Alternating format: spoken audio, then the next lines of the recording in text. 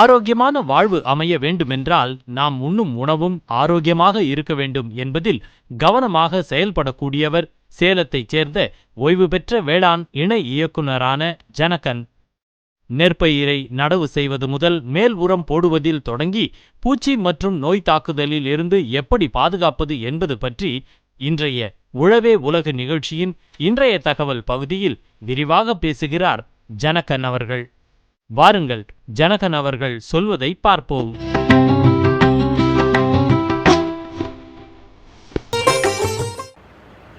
ஆரோக்கிய வாழ்வே ஆனந்த வாழ்வு. என்னுடைய பேர் ஜனகன். கோயம்புத்தூர் வேளாண்மை பல்கலைக்கழகத்தில் வேளாண்மை அக்ரிகல்ச்சர் காலேஜ், அதாவது மெட்ராஸ் அக்ரிகல்ச்சர் காலேஜில் என்னுடைய டிகிரியை முடித்தேன்.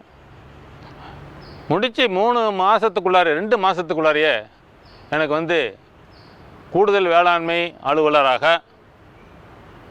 ஜெயங்கொண்ட சோழபுரத்தில் எனக்கு போஸ்டிங்ஸ் கொடுத்தாங்க. அந்த போஸ்டிங் கொடுத்த உடனேயே அங்கே இருக்கிற விவசாயிகளில் எப்படி பழகணும் என்னங்கிறதெல்லாம் சொல்லி கொடுத்தாங்க. நாங்கள் வேலைக்கு வரும்போது தான் இந்த பசுமை புரட்சியினுடைய 2வது பாகம் 1965 பசுமை புரட்சி ஆரம்பித்தது. உணவு உற்பத்தி அதிகமாகிட்டு இருந்தது. நாங்கள் வரும்போது எங்களுக்கு IR8, IR20, IR22 3 ரகம் எங்ககிட்ட கொடுத்து விவசாயிகள்கிட்ட கொண்டு போய் சேர்க்க சொன்னாங்க. அன்னைக்கெல்லாம் விவசாயம் பண்ணுறது ஒரு பெரிய கேள்விக்குறியாகவே இருக்கும். விவசாயம் பண்ணும்போது பார்த்திங்கன்னா அன்னைக்கு நாங்கள் எங்கள் அனுபவத்தில் 1 ஏக்கர் நெல் நடவு நடணும்னா 40 கிலோ விதை போடுவாங்க. 40 கிலோ விதை போட்டால் தான் அதையும் 3 சென்ட்லேருந்து 5 சென்ட்டுக்குள்ளார நாற்று விடுவாங்க. அந்த நாற்று 25 நாள்லேருந்து 40 நாள் நாற்று கூட பிடிங்கி நடுவாங்க. 25 நாளுக்கு மேலே இருந்ததுன்னா அந்த நாற்றெல்லாம் ரொம்ப பியூனியாக இருக்கும். இந்த நாற்றை கொண்டுட்டு போய் வயலில் குத்தாக நட்டுட்டு விடுவாங்க. ஒரு குத்துக்கு 5 நாற்று 6 நாற்று 8 நாற்று நடுவாங்க. அப்போவே எங்களுடைய வேளாண்மை துறையில் என்ன பண்ணுவோம்னா, ஒரு சதுர மீட்டருக்கு 66 குத்து. அதை எப்படி கணக்கு பண்ணுன்னா, ஒரு சைக்கிள் டயரை போட்டு 22 குத்து அதுக்குள்ளே நடுற மாதிரி நட சொல்லுவாங்க. அதே நெருக்கி நடுறது தான். ஒவ்வொரு குத்துக்கும் 8 பயிர் 7 பயிர் 10 பயிர் வைப்பாங்க. பொன்னின்னா 15 பயிர் விடுவாங்க. பொன்னிக்கு கொஞ்சம் அகலமாக நடணும். சைக்கிள் டயருக்குள்ளார 17 குத்து, ஒரு சதுர மீட்டரில் 50 நடணும். இப்படியெல்லாம் போட்டு வளர்த்து இந்த பயிர் வளரும்போது பார்த்திங்கனாக்கா விவசாயத்தில் அடி உரம் மேல் உரம் இது 2ஐயும் பிரித்து போடணும் அப்படிங்கிறதெல்லாம் சொல்லிக் கொடுப்போம். அடி உரமாக தலைமணி சாம்பல் சத்து 20-20-20 அப்படிங்கிற அளவில் அதுக்கு என்னென்ன உரம் போடணுமோ அந்த உரத்தை DAP போடலாம், 17-17 காம்ப்ளெக்ஸ் போடலாம், அல்லது பொட்டாஷு, சூப்பர் பாஸ்பேட்டு, யூரியா இதெல்லாம் கலந்து போட சொல்லலாம். மேலுரம் போடும்போது யூரியாவை 2 தடவை பிரித்து போட சொல்லுவாங்க. முதல் தடவை தூர் கட்டும் சமயத்தில் ஒரு 10 கிலோவும், சிம்பு வெடித்ததுக்கப்புறம் பூ பூக்கும்போது ஒரு மேலுரமாக போட சொல்லுவாங்க. அதெல்லாம் போட சொல்லுவோம். அன்றைக்கி இருந்த ஒரு சூழ்நிலையில் விவசாயிகள் எங்களுக்கு என்ன சொல்லி கொடுத்துருக்காங்கன்னா, நெல்லாக இருந்தாலும் சரி, எந்த பயிராக இருந்தாலும் சரி, என்ன பூச்சி தாக்குதல் தாக்கும், என்ன நோய் தாக்குதல் தாக்கும், இலைப்பேன், பச்சை தத்துப்பூச்சி, வெள்ளை தத்துப்பூச்சி, குருத்துப்பூச்சி. நெல்லில் குருத்துப்பூச்சி தான் அதிகமான அளவில் தாக்குதல் தெரியும். இந்த குருத்துப்பூச்சி வந்ததுன்னா நீங்கள் என்ன பயிர் நடவடிக்கை எடுக்கணும் அப்படின்னு சொல்லும்போது, அப்போல்லாம் நாங்கள் இருக்கும்போது ஃபாலிடால் இருந்தது, என்ட்ரின் இருந்தது. இந்த ஃபாலிடாலை கொண்டு போய் விவசாயிகள் தெளிக்கும் போது அந்த வயலில் இருக்கிற அவ்வளவு ஜீவராசிகளும் செத்து போகும்.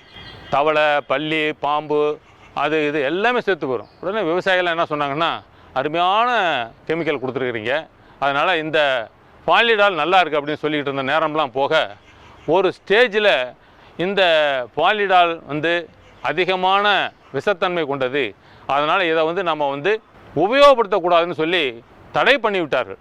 எங்களுடைய அனுபவத்தில் கடலை பயிர் அந்த பக்கம் போட்டுக்கிட்டு இருக்கும்போது ஆயிரக்கணக்கான ஏக்கர் கடலை போடுவாங்க. அந்த கடலையில் சுருள் பூச்சியினுடைய தாக்குதல் அதிகமாக இருக்கும். அப்போது ஏரியல் ஸ்ப்ரே பண்ணுவாங்க. ஏரியல் ஸ்ப்ரேக்கு என்ட்ரின் கெமிக்கல் மட்டும்தான் போடுவாங்க. அதில் தண்ணி 6 லிட்டர் தான் தண்ணி, ஒரு லிட்டர் என்ட்ரினுக்கு 6 லிட்டர் தண்ணியை கலந்து தான் மேலே ஸ்ப்ரே பண்ணுவாங்க. அந்த மாதிரிலாம் ஸ்ப்ரே பண்ணோம். ஆக அன்னையிலேருந்து இன்னைக்கு வரைக்கும் விவசாயிகளிலே இருக்கக்கூடிய ஒரு தவறான சொல் என்ன, மருந்து அடிச்சிட்டியா, பூச்சிக்கு மருந்து தெளிச்சியா, மருந்துங்கிற வார்த்தை தவறான வார்த்தை. மருந்துன்னா என்ன?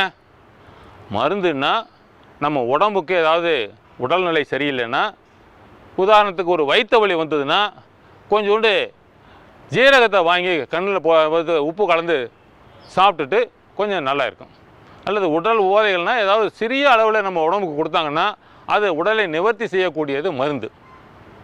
இந்த எக்காலாக்ஸும் இந்த மானோகோர்டாபாஸும் இந்த என்ட்ரினும் மருந்தா? இது பூரா விஷம். விஷத்தை எங்கே போய் தெளிச்சிக்கினாலும் விஷம்தான். வயலில் தெளித்தாலும் சரி, பயிரில் தெளித்தாலும் சரி, மேலே பட்டாலும் சரி, எங்கே பட்டாலும் விஷம்தான். அதனால் இவ்வளவு நாளாக நாம் மக்கள் எல்லோருமே ஒரு விஷத்தை மருந்து என்று தவறாக சொல்லி கொண்டிருக்கிறோம். இன்றைக்கு அதுதான் நடந்து கொண்டிருக்கிறது. அதனால் விவசாயிகள் முக்கியமான கருத்தாக விஷத்தை விஷம் என்று சொல்லி பழக வேண்டும். 71, 75 நாங்கள் பணி செய்யும்போது எங்களுக்கெல்லாம் ஒரு பயணி கொடுப்பாங்க. உங்கள் வயலில் பூச்சி தாக்குதல் எப்படி இருக்குது அப்படிங்கிறத கணக்கெடுக்கிறதுக்கு பூச்சி நோய் புலனாய்வு திடல், அதாவது நிரந்தர புலனாய்வு திடல், சுற்றி திரியும் புலனாய்வு திடல், 2 திடல் கொடுத்து ஒவ்வொரு வேளாண்மை அலுவலரும் 2 நாள், வாரத்தில் 2 நாள் அந்த பயிரில் போய் பார்த்து அதில் என்னென்ன பூச்சி இருக்குது, என்ன தாக்குதல் இருக்குது, அதைத்தான் நாங்கள் கொடுத்தோம். என்ன பூச்சி தாக்குறது, என்ன நோய் தாக்கியிருக்கு அதை கொடுத்து எல்லோரும் வேளாண்மை இணை இயக்குனருக்கு அனுப்புவோம். அங்கே வேளாண்மை துணை வேளாண்மை பயிர் பாதுகாப்பு என்ன பண்ணுவாங்கன்னா, எல்லாத்தையும் கணக்கு போட்டு இந்த பக்கத்தில் ஜெயங்கொண்டம் பக்கத்தில் இலை சுருட்டு புழு இருக்குது, அதுக்கு நீங்கள் இந்த மாதிரி கெமிக்கல் தெளிங்க.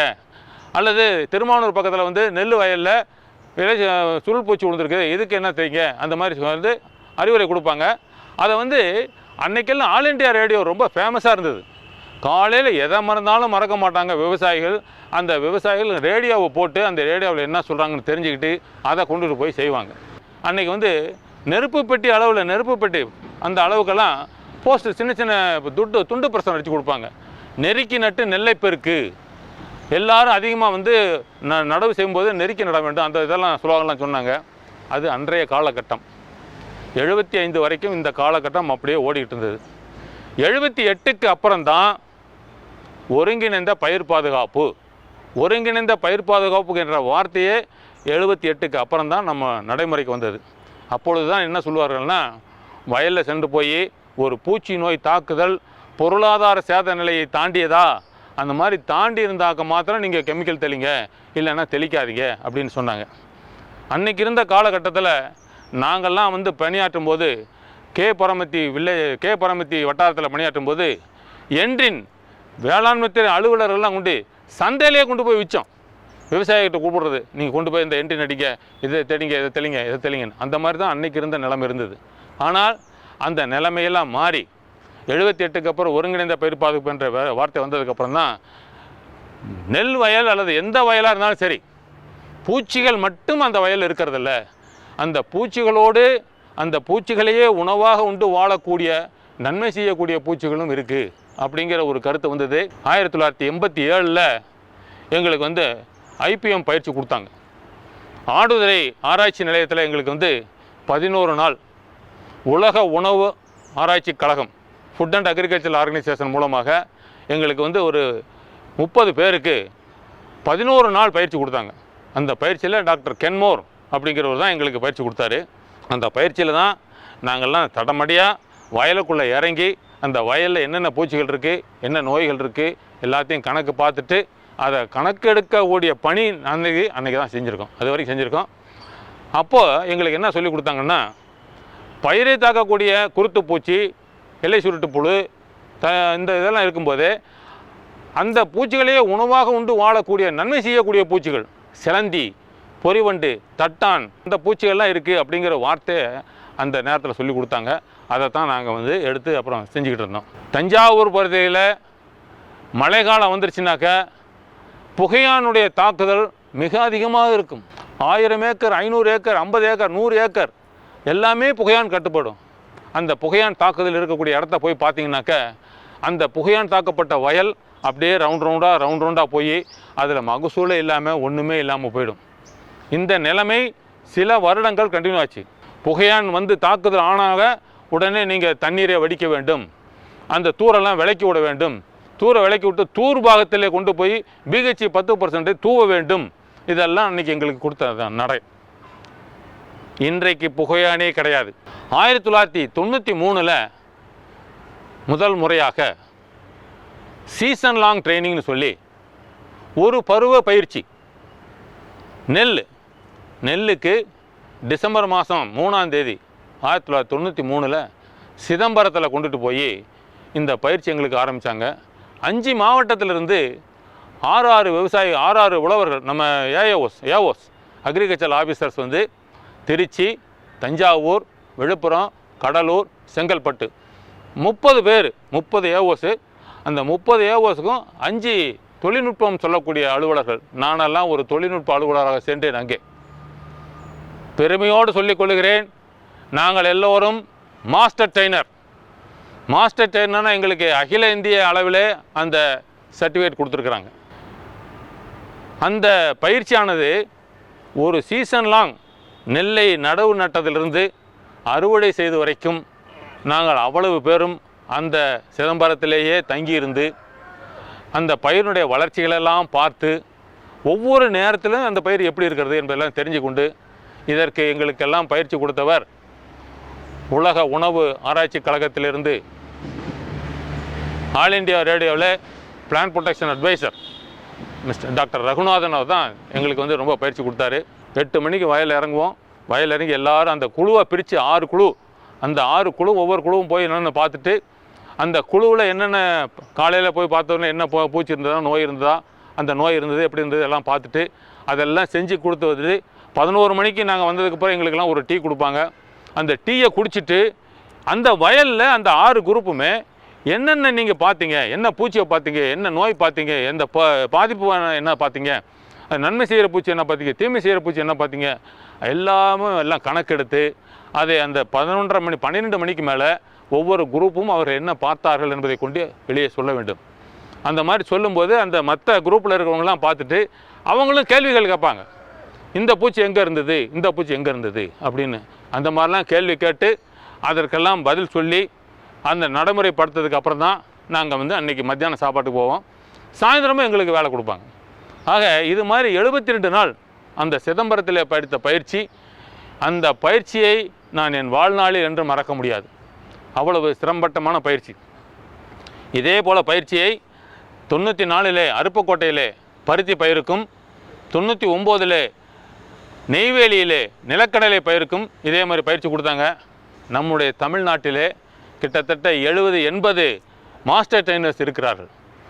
கண்டிப்பாக சொல்லுவேன், ஒரு மாஸ்டர் ட்ரெயினருடைய மூளை, அவருடைய செயல்பாடுகள் மற்ற அலுவலர்களை விட இவர்கள் கண்டிப்பாக கூட தான் இருக்கும்.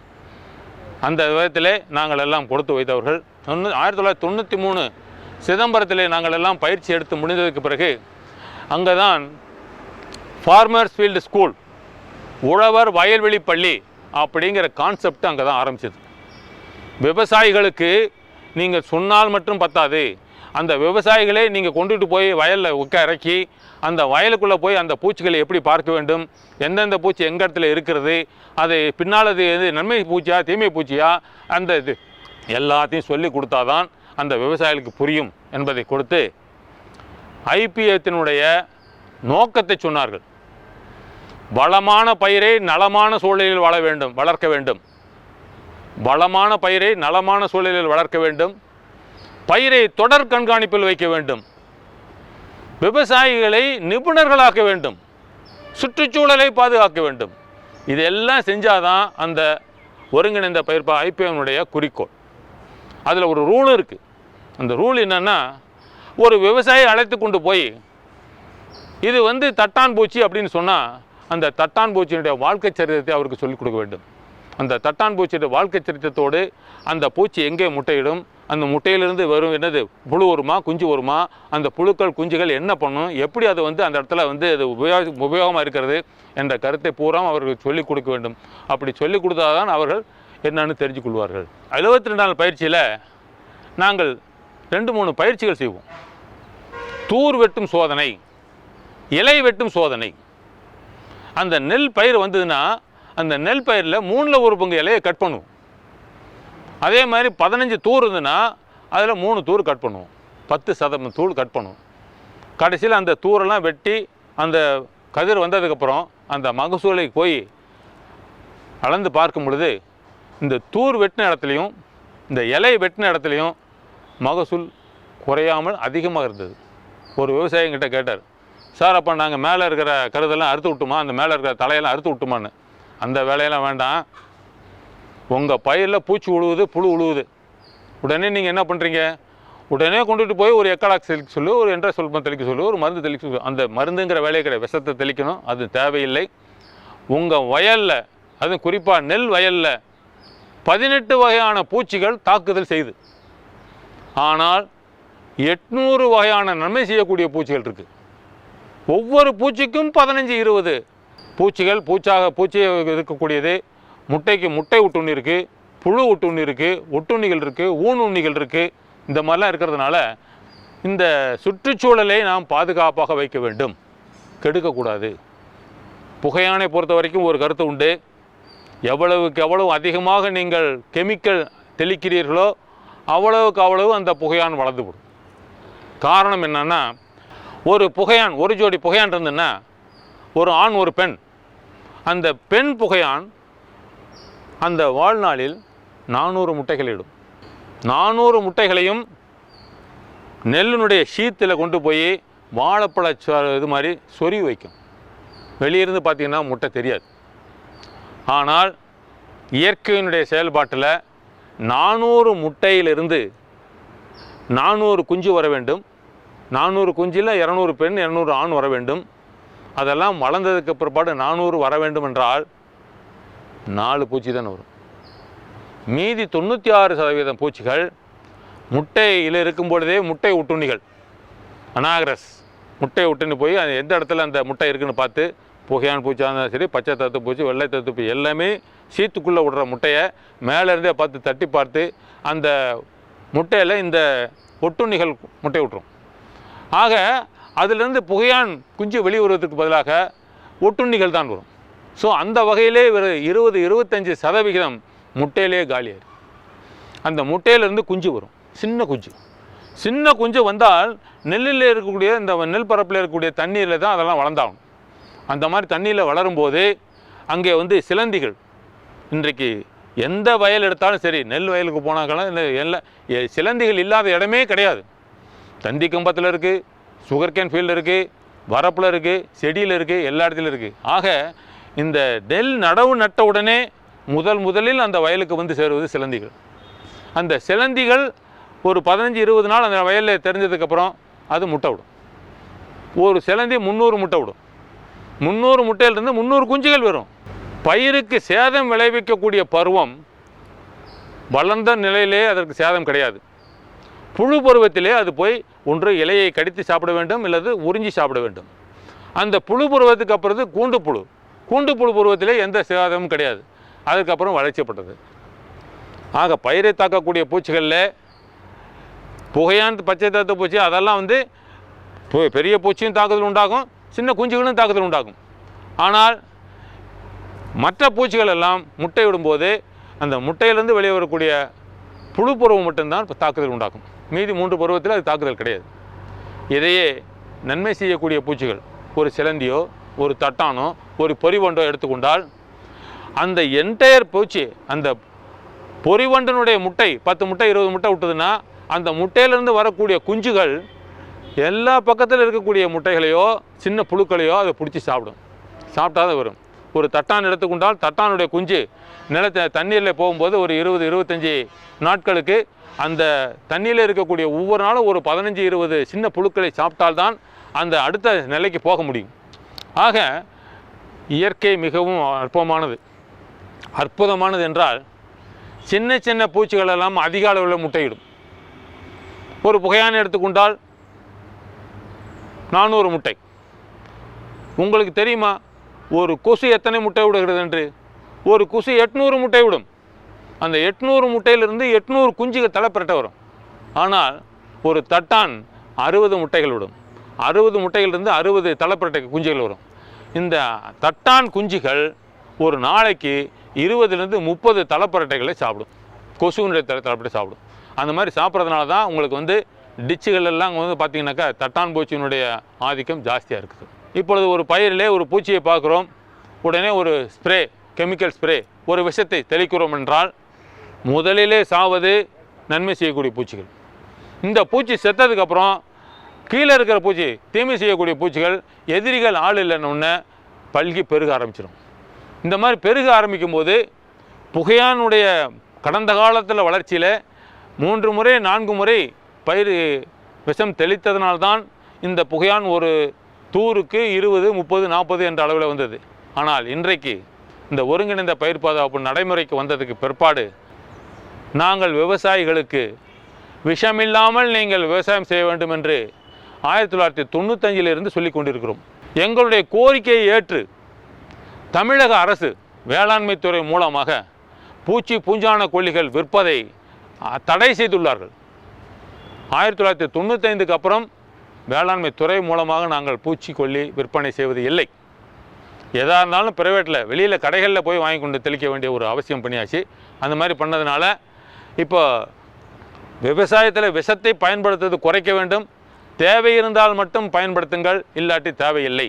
அந்த ஒரு கருத்தை எல்லாத்துக்கும் சொல்லிக்கிட்டு இருக்கிறோம். இதை ஏற்று தான் இன்றைக்கு இயற்கை விவசாயம் என்கிற ஒரு நடைமுறையை கொண்டு வந்து எல்லா இடத்துலையுமே பசுமை புரட்சி மூலமாக நீங்கள் மண்ணை கெடுத்துப்பிட்டீங்க, எல்லாத்தையும் எல்லாம் கெட்டு போச்சு, எல்லா உடம்புலையும் விஷம் தேர்ந்து போச்சு அப்படிங்கிற கருத்தெல்லாம் கிடையாது. அன்றைய சூழ்நிலையில் அது உபயோகமாக இருந்தது. இன்றைக்கு நாம் அதிகமான அளவில் இந்த பூச்சி விஷத்தை தெளிக்க வேண்டிய அவசியமில்லை. நன்மை செய்யக்கூடிய பூச்சிகளே உங்களுடைய வயலை பாதுகாத்து கொண்டிருக்கிறது. அதனால் இந்த ஈகோ சிஸ்டத்தை நீங்கள் மாற்றாமல் இருந்தாலே நல்ல முறையில் நாம் விவசாயத்தை செய்யலாம். பூச்சி நோய் தாக்குதல் அதிகமான அளவில் இருக்கிறதுக்கு வாய்ப்பில்லை.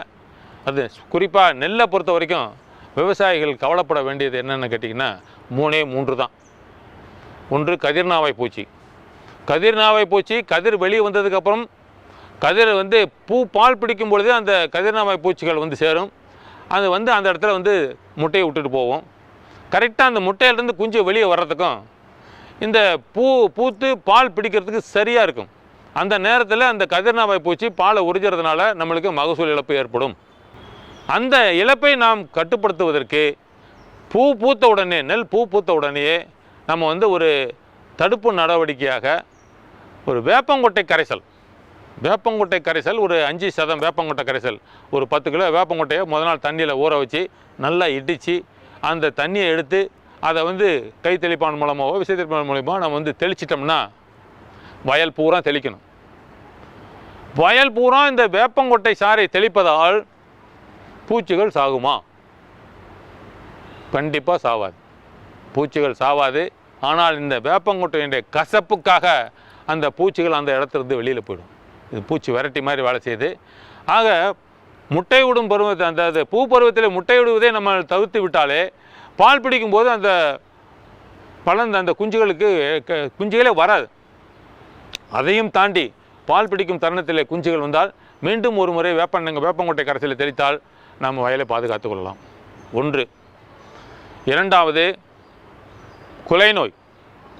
குலைநோய் தாக்குதல் வந்தாக்க உடனடியாக தடுப்பு நடவடிக்கை மேற்கொள்ள வேண்டும். இல்லைன்னா கம்ப்ளீட் லாஸ் ஆகிடும். அந்த மாதிரி இருக்கும்போது குலைநோயுடைய அறிகுறி தெரிஞ்ச உடனே அதுக்கு தடுப்பு நடவடிக்கையாக என்ன பரிந்துரை செய்யப்படக்கூடிய கெமிக்கலை நம்ம ஸ்ப்ரே பண்ணி கண்ட்ரோல் பண்ணிக்கலாம். 3வது எலியை நீங்கள் சரியான அளவில் கண்காணித்து அதை தடுப்பு நடவடிக்கை மேற்கொள்ளாவிட்டால் அந்த எலியினுடைய மகசூல் இழப்பு 25-30% கூட இருக்கும். இந்த மாதிரி காரணங்கள்லாம் இருக்கிறதுனால இந்த தடுப்பு நடவடிக்கைகளை நாம் ஒருங்கிணைந்து பாதுகாப்பு மேற்கொள்ள வேண்டும். அந்த மாதிரி மேற்கொண்டு வந்தால் சரி. விஷத்தை குறைத்து நஞ்சில்லா விவசாயத்தை நாம் எல்லோரும் கடைபிடித்து நமது உற்பத்தியை பெருக்குவதோடு நல்ல தரமான உணவுப் பொருட்களை கொடுக்க நாம் எல்லோரும் முனைய வேண்டும் என்று அன்போடு கேட்டு வாய்ப்புக்கு நன்றி கூறி வருகிறேன். நன்றி, வணக்கம்.